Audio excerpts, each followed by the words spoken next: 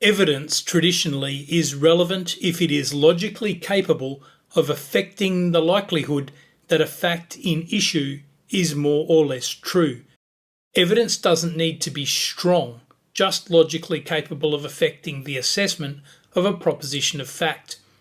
This case explored that test.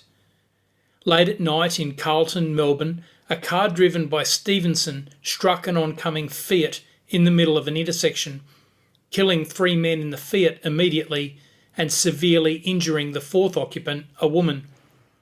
Stephenson's counsel wanted to argue that the driver of the Fiat had been drunk, but nobody knew which of the deceased had been driving. Even the survivor had no memory. So Stephenson's lawyer sought to obtain evidence of whether any of the Fiat's occupants had been intoxicated. The judge refused. On appeal, Justices Young, Nelson and Harris noted, although logic is the test of relevance, not all evidence which is logically relevant is legally admissible. The logical connection between a fact and the issue to be determined may be so slight that the fact is treated as too remote and evidence of it as inadmissible.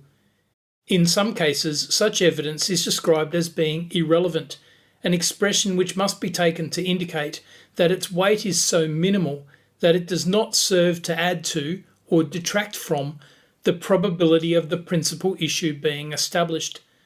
Such evidence may be more correctly described as insufficiently relevant or too remotely relevant.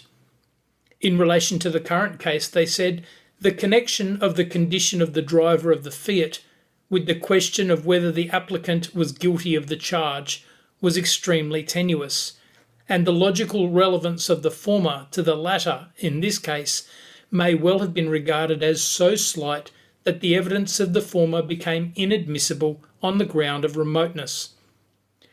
When to that fact is added the fact that the driver could not be identified and that any evidence elicited as to the condition of one or more of the men in the car could not be linked with the driver, the examination which counsel sought to undertake lost even the colour of relevance and was properly excluded.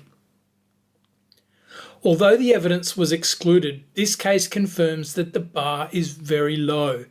As long as its relevance is not minimal or too remote, the evidence will be admissible.